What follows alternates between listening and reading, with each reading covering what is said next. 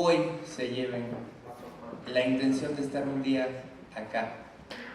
La reflexión de, yo no tengo tanto tiempo que pasé por ustedes, todavía me acuerdo cuando comía elote con chile en la primaria, con quesito, cuando llevaba yo mis 5 pesos, que ahorita ya no alcanzan para nada, pero llevaba yo mis 5 pesos para mi helado, mi nieve, con mi barquillo. Me acuerdo muy bien, y me acuerdo cuando me sacaban de la escuela, como este tipo de visitas o de excursiones.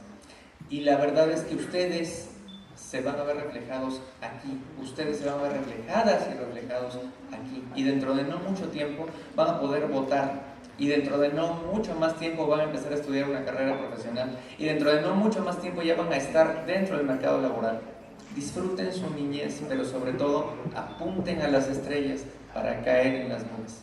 Yo les quiero dar una extraordinaria felicitación por estar aquí y quiero impulsarles sus deseos de superación para que ustedes sean mejores que sus mamás y que sus papás, sean mejores ciudadanas, mejores ciudadanos, sean mejores mexicanas y mexicanos. Con esta reflexión me permito dar lectura. En el marco de la celebración del 102 aniversario de la promulgación, significa que el presidente ya dijo, esta es la Constitución buena, de la promulgación de la Constitución Política de los Estados Unidos Mexicanos, 1917. Me congratula reconocer que la evolución democrática dentro del máximo ordenamiento ha sido sumamente positiva, auténtica y verdadera. México es todo lo bueno que es gracias a su sistema jurídico y a la observancia del mismo. En casa de ustedes se es todo lo bueno que se puede ser gracias a que hay una mamá o un papá o una abuelita o un abuelito o un tío o una tía que está pendiente de nosotros, de que cumplamos las tareas, y cuando la llegamos a regar, pues nos reprende y nos lleva hacia donde tenemos que estar, hacia lo que debemos de hacer y estudiar bien. Pero México también no es todo lo que puede ser aún debido a las transgresiones a su Constitución. Hoy, como aquel 5 de febrero de 1917, México requiere Estado de Derecho y requiere, como ustedes, mexicanas y mexicanos, que respeten los derechos humanos de sus pares. Además, necesita instituciones democráticas sólidas y vivas, cercanas a las ciudadanas y ciudadanos, para que desarrollen en ellas y ellos una verdadera cultura democrática y genuina vida institucional. Se escucha muy pop-off, muy nice. Aterrizado, eso significa que ustedes se respeten entre ustedes, respeten a los demás, participen en la toma de decisiones y no digan yo no quiero, yo no puedo, yo no vine, yo no me lo merezco, yo no tengo que hablar. Todos tenemos y todas tenemos que hablar, siempre respetar lo que la otra y el otro dice. Hagan eso desde ahorita que están chiquitos, chiquitas, desde ahorita que lo ven muy natural, para que cuando tengan mi edad, que no se les va a pasar, se los aseguro, así, sea igual hacia afuera. Hoy vemos desgraciadamente una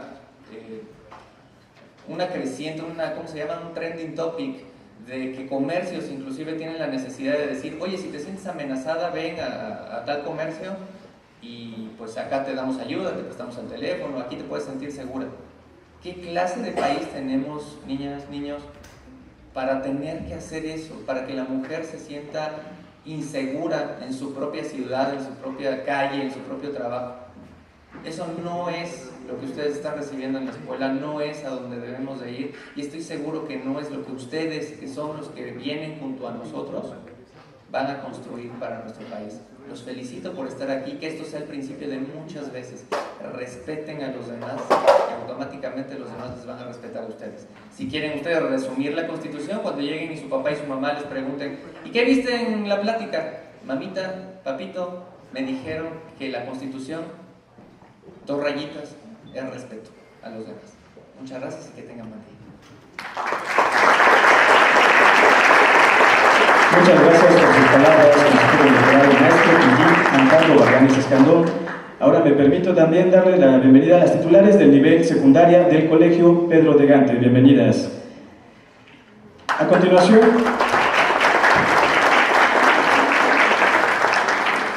continuación, me permito leer la síntesis curricular de nuestro ponente. Carlos Antonio Vázquez Azuara es licenciado en Derecho y licenciado en Ciencias de la Comunicación por la Universidad Veracruzana, maestro en Estudios Legales con especialidad en Estudios legales por la Atlantic International University, Estados Unidos. Doctor en Derecho Público con mención honorífica. También es egresado del Instituto de Investigaciones Jurídicas de la Universidad Veracruzana. Cursa la maestría en Sistemas Anticorrupción desde la perspectiva del Sistema Penal Acusatorio. Es miembro del Sistema Nacional de Investigadores del Consejo Nacional de Ciencias y Tecnología. Es docente, doblemente certificado en juicios orales por la CETEC-CEGOP. Es diplomado en Sistemas Penales Acusatorios desde la perspectiva de la reforma constitucional por parte del Instituto de la Judicatura Federal del Poder Judicial de la Federación. Diplomado en Sistemas Penales Acusatorio y Adversarial y diplomado en Medios Alternativos para la Solución de Conflictos y Justicia Restaurativa, ambos por la Universidad de Jalapa y validados por la CETEC. Es diplomado en Educación y Tecnologías de la Información por la Universidad de Jalapa. Es conferenciante nacional e internacional y docente de maestría y doctorado en diversas instituciones educativas como la Universidad de Jalapa, la Universidad Veracruzana y la Universidad Nacional Autónoma de México. Es el autor, coautor y coordinador de diversas obras y artículos científicos, teniendo actualmente más de 35 libros publicados, siendo algunos de los más recientes: Transparencia, Buen Gobierno y Combate a la Corrupción, Derecho y Tecnologías de la Información y Comunicación, Sociología Digital, El Amparo en Línea, Constitución Política de los Estados Unidos Mexicanos comentada, La Prueba Digital, Derechos Humanos y Juicios Orales en el Nuevo Sistema de Justicia Penal, Derechos Humanos en el Sistema Penal Acusatorio, Temas Selectos de Derechos Contemporáneo, entre otros libros. Actualmente se desempeña como investigador de tiempo completo adscrito a la Universidad de Jalapa y director general del Instituto Interdisciplinario de Investigaciones de la referida Casa de Estudios. En este momento cedo el uso de la voz a nuestro ponente Carlos Antonio Vázquez Azuara. Muchísimas gracias. Invitamos también a los consejeros a tomar asiento.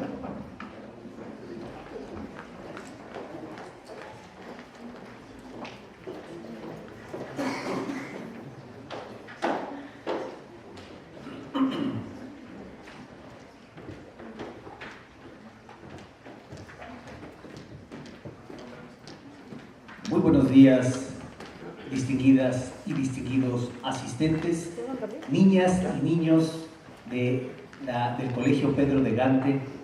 Agradezco gentilmente la presentación de mi persona, muchísimas gracias, y de la misma manera la gentil atención de la consejera y los consejeros que el día de hoy nos acompañaron. Quiero comentarles que me encuentro esta mañana sumamente contento de estar con ustedes por diversas razones, pero sustancialmente les voy a compartir dos. La primera, porque en efecto hoy tuve la posibilidad de celebrar mi onomástico, y yo nací el 5 de febrero y es precisamente el día que celebramos la Constitución Política de los Estados Unidos Mexicanos de 1917, que es la que nos sigue regulando hasta ahora. Y cuando me invitaron a participar, les comento, típicamente el día de mi cumpleaños es día inhábil y siempre tengo la fortuna de poderlo festejar sin ningún inconveniente, porque, reitero, es un día inhábil, feriado, está en la Ley Federal del Trabajo y todos podemos gozar de ese día libre, y quienes no tendrán que recibir el triple de su pago por horas de trabajo, porque es lo que marca la Ley Federal del Trabajo. Sin embargo, este año tocó, por la ley de corrimientos de días feriados, que el 5 de febrero fuera un día hábil, un día de trabajo, porque ya el día de ayer fue el día inhábil. Y entonces prácticamente traté de no agendar ningún compromiso para el día de hoy y tener la posibilidad de celebrarlo, pero cuando me dijeron que se trataba de una conferencia sobre la Constitución, cuando me dijeron que se trataba de mis amigos del organismo público local electoral, entonces, muy a pesar de cualquier otro festejo que pudiera tener previsto, no dudé en encontrarme aquí con todas y todos ustedes, porque es un tema que me gusta, porque es una responsabilidad de los investigadores poder propiciar el fomento del respeto a la Constitución y la consolidación de la democracia en nuestro país. Pero más orgulloso y contento aún me siento cuando advertí la presencia de niños y niñas del Colegio Pedro de Gante. ¿Y saben por qué? Porque yo estudié ahí, en ese colegio. Yo me formé y al verlos, a las niñas y los niños con esos chalequitos y con esos suéteres y con ese escudo, a mí me tocó la época de la Madre María Elena, toda una institución en este colegio. Ay, ya por ahí escuché. Y bueno, pues verlas y verlos, niñas y niños, así como a las maestras y los maestros que acompañan, entrar en este recinto, me llena de gran satisfacción, porque como dijo el consejero de Varganes, ustedes niñas y ustedes niños van a lograr grandes cosas en la medida en que ustedes se lo planteen, en la medida en que ustedes tengan la voluntad de seguir llevando a cabo todas las acciones que como niños les corresponden y disfrutando de todos los derechos que también les corresponden, de la ayuda de sus padres, de mamá y de papá, van a lograr cosas maravillosas. Así que me siento orgulloso de estar el día de hoy aquí, disertando un tema que me apasiona, en un día emblemático para la Constitución y para mí, y con la presencia de niñas y niños en un colegio que me vio nacer y que me formó también. Dicho este preámbulo, queridas y queridos asistentes, voy a iniciar esta disertación que será breve, pero no por ello menos sustanciosa, respecto de los puntos que tengo prácticamente ya previstos para difundirlos con todas y todos ustedes y que culminan con una iniciativa de reforma constitucional que se está planteando para febrero y que tiene como objetivo la desaparición de los organismos públicos locales electorales. Esto es, los recintos que hoy nos albergan a ustedes y a un servidor, se pretende que ya no formen parte de esta institución, que desaparezcan. Y vamos a ver por qué se ha llegado a ese análisis y evidentemente es una postura que no comparto. Pero voy a remontarme brevemente y procuraré ser muy puntual y no excederme de los tecnicismos y las jergas jurídicas que en mucho confunden en algunos rubros y máxime tratándose de niñas y niños, que no vean esto como algo aburrido, sino que se puedan llevar ustedes a casita, a sus colegios y platicar con sus papás, a sus maestras y maestros, lo que pudieran advertir de ello. Miren, hemos pasado ya por 102 años de la promulgación y vigencia de nuestra Constitución. En el 2017 tuve la oportunidad de coordinar 2 obras colectivas sobre estos temas, la Constitución Política Comentada y una Constitución de Análisis de los Preceptos de 1917. Y esos libros me dejaron una gran escuela, por eso reitero mi beneplácito de encontrarme aquí con todas y todos ustedes. Nos damos cuenta que la evolución normativa en el país, todas las leyes que nos regulan a todas y a todos, si bien son consecuencia de muchos factores, uno de los más importantes lo representan los cambios sociales. Cuando en la sociedad se dan cambios particulares que afectan a la colectividad y estos cambios requieren atención del Estado y el Estado es incapaz de atender esas necesidades por una carencia o una debilidad normativa, entonces empiezan a estructurar nuevas y mejores normas. Sin embargo, debo reconocer, y lo he dicho públicamente, la realidad avanza a pasos agigantados, mientras las leyes tratan de alcanzarla a paso lento, y la academia juega un papel preponderante en este trabajo.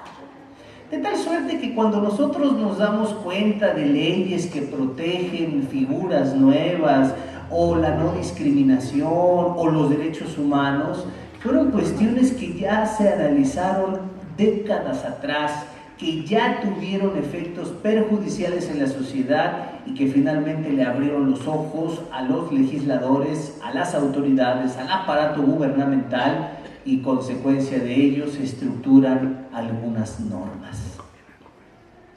¿Y qué es lo que dice la doctrina sobre lo que es la democracia? ¿Qué es? Más allá de la raíz etimológica, demos pueblo, tratos, poder y gobierno, donde el pueblo debe de gobernar. Más allá de eso, la democracia, como una identidad en el gobierno, en todo gobierno, tiene que ver con la posibilidad de que sus gobernados tengan la potestad de decidir libremente sobre las decisiones que involucran a todas y a todos. Y si nos ponemos a analizar cuáles son los elementos de esas democracias, nosotros somos una democracia. Sin embargo, debo confesarles que tratadistas han determinado que en realidad estamos en una transición a la democracia. No somos todavía una democracia. Y se preguntan, ¿por qué? ¿Por qué no somos una democracia? ¿Por qué estamos en una transición? Si ya tenemos todo, leyes, autoridades, elecciones, derechos, entonces, ¿qué nos falta? Bueno, la respuesta nos las da el propio panorama social. Y es aquí donde me remonto a 1917 y de una manera muy rápida, en línea de tiempo expreso. Son tres grandes elementos los que debemos tener configurados y vigentes para poder hablar de una democracia, y esos son reconocimiento de las libertades. Ese es el primero.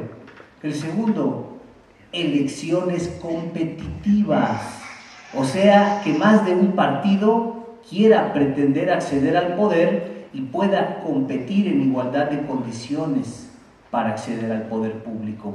Y el tercer elemento es un órgano arbitral, autónomo, independiente, que decida sobre las elecciones.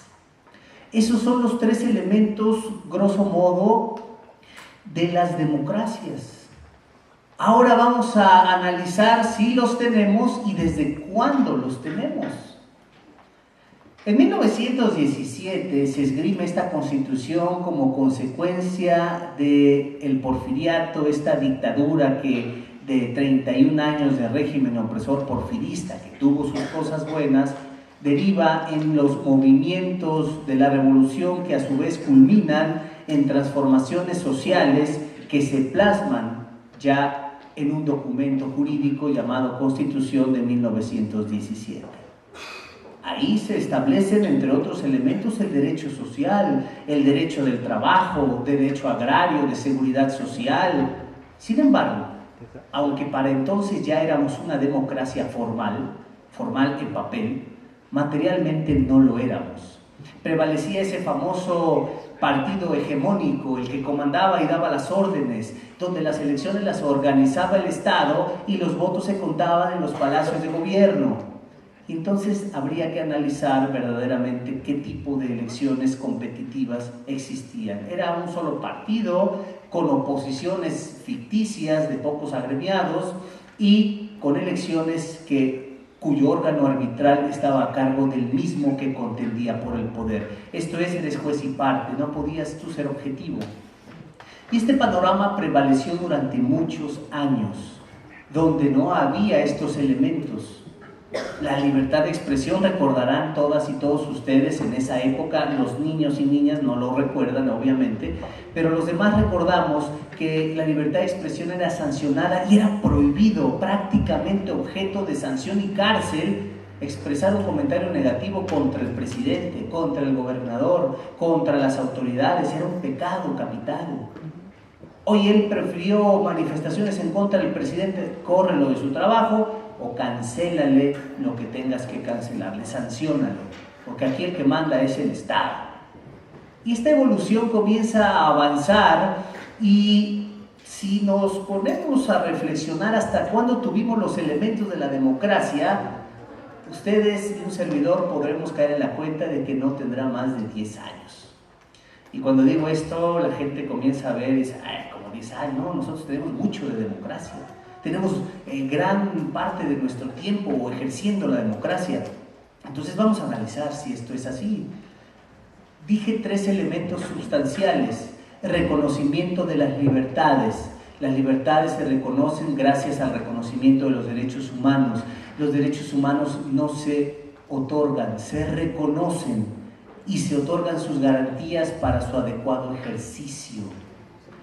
Cuando nosotros reconocimos los derechos humanos en nuestro país. Los derechos humanos es un concepto que la doctrina viene manejando desde 1945 y más, antes todavía. La autoridad judicial lo viene manejando también desde hace muchos años.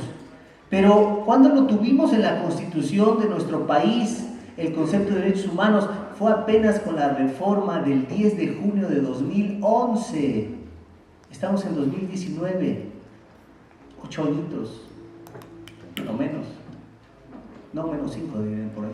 Pero, ¿cuántos años tenemos apenas de tener derechos humanos en la Constitución, que es nuestra Carta Magna, que es el ordenamiento que nos regula a ustedes y a mí, y que data de 1917, apenas en 2011? Y si analizamos Veracruz, y esto es un orgullo para nosotros, Veracruz fue el primer estado de la República cuya Constitución incorporó el concepto de derechos humanos, cuestión que no se había dado en todo el país. O sea, Veracruz le ganó a la Constitución Federal. Veracruz tuvo el concepto de derechos humanos con la reforma del año 2000 que implementó Miguel Alemán, y ahí entró el concepto de derechos humanos. Y todavía recuerdo claramente en aquellas discusiones que la gente decía: ¿qué es eso de los derechos humanos? ¿Para qué sirve? Esas son cosas de la doctrina. Esos de los que se ponen a escribir libros y estudiar, que se pongan a hacer otra cosa, que hay trabajo que hacer. Y entonces el concepto entró con calzador porque la gente no entendía qué eran esto de los derechos humanos. Y así lo tuvimos en la Constitución de Veracruz desde el 2000, y resulta que 11 años después, en 2011, el 10 de junio, se publica el concepto en la Constitución Federal. Ay, entonces sí, ya toda la gente dijo: no, sí tenía razón Veracruz, sí tenían razón los estudiosos del derecho, sí tenía razón la doctrina, sí tenía razón todo el mundo. Había que incorporar el concepto. Y mientras, era complicado acceder a los derechos humanos de manera eficiente y eficaz. Y entonces, el elemento de la democracia sustancial, que es el reconocimiento de las libertades, reconocimiento, se da formalmente en 2011.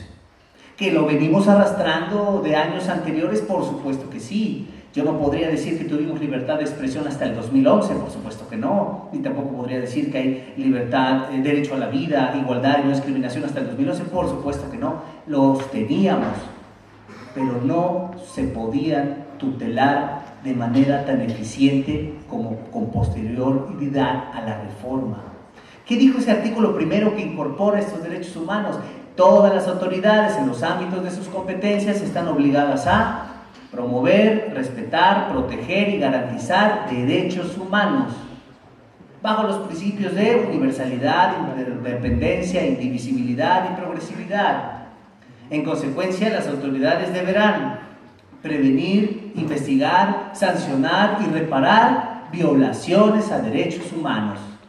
Y esto que acabo de decir es la esencia de la reforma del 10 de junio de 2011, que incorpora de manera formal el reconocimiento de derechos humanos, y por tanto es ahí donde podemos partir de este elemento del reconocimiento de las libertades de estos que integran la democracia.